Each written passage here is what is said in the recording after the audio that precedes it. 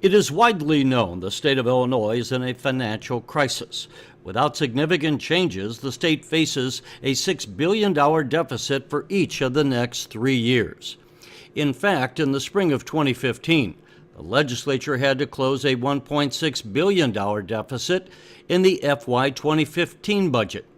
They did this by cutting program spending by $300 million. But more importantly, they moved $1.3 billion out of funds that were set aside to fund specific purposes.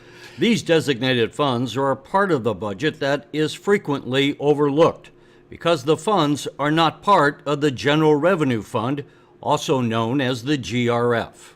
It is the GRF that most people discuss when they talk about the state budget. In fact, it is only about half the state's budget. What the public should know and what they're not aware of is that we have several hundred funds that were created by special interest groups that develop and grow a surplus over time. And it's unlike any other area of the state budget. They have protection, they have security, and it's fundamentally unfair. So this is a way in which we can get some budget justice. The fact is we've had to cut programs for human services and healthcare and education, and these funds have been protected. They've been able to grow dollars, and they naturally replenish themselves. But others argue it's wrong for the legislature to take money out of accounts that was supposed to be set aside for a specific purpose. One of those programs that benefits from having money put into a special account is the LIHEAP program, which stands for Low Income Home Energy Assistance Program. The program is intended to help pay utilities for low-income households. 2/3 of the money to run the program comes from the federal government, but a critical 1/3 comes from funds gathered in Illinois. Participating utilities add a 48-cent monthly charge to utility bills, and these funds add up to about $100 million a year, serving some 400,000 households across the state.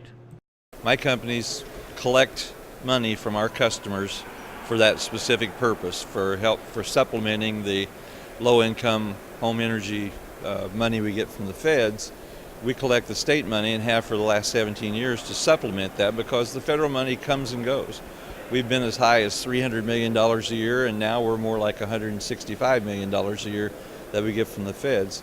So the steady income that comes from that supplemental fund really helps to ensure the quality of the program on a year-to-year basis.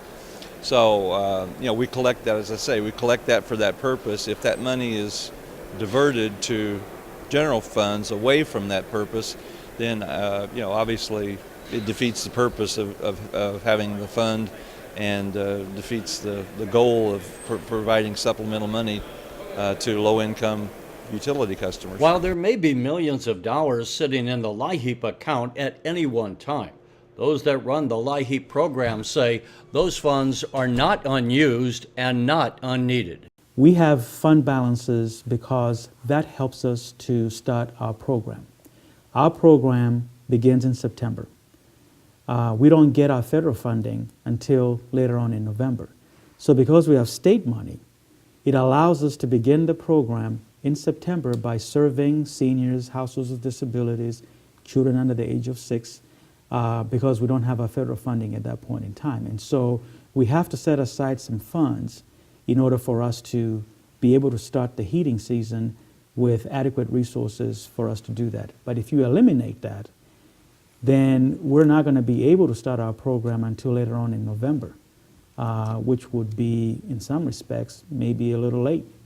One of those who benefits from the LIHEAP program is James Lewis, a retired teacher with a master's degree who was forced into retirement after coming down with a severe illness. With high medical bills and little income, affording utilities is a constant challenge. Sometimes it runs like 163, and it has ran as high as 200. With the LIHEAP, thank God for them, I pay only $48 a month. To qualify for the program, you would have to be making 150% of the poverty line a year or below, which means for a family of 4, a household income of about $35,000 a year. Then once you qualify, a payment is made to the utility company on your behalf of between $450 and $500. In Illinois, we have done studies which have shown that regular households will pay anywhere from 4 to 6% of their income toward utilities, while the customers that we serve, low-income customers, pay anywhere up to 30% of their income toward utilities.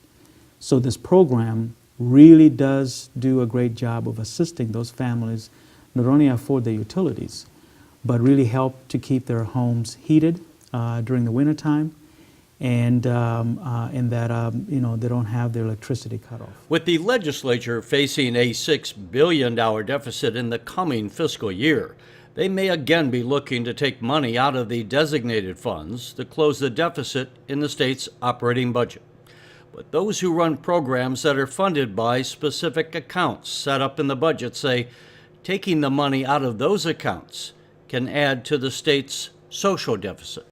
If you eliminated the entire state funding, you're talking about close to 180,000 households that would be affected.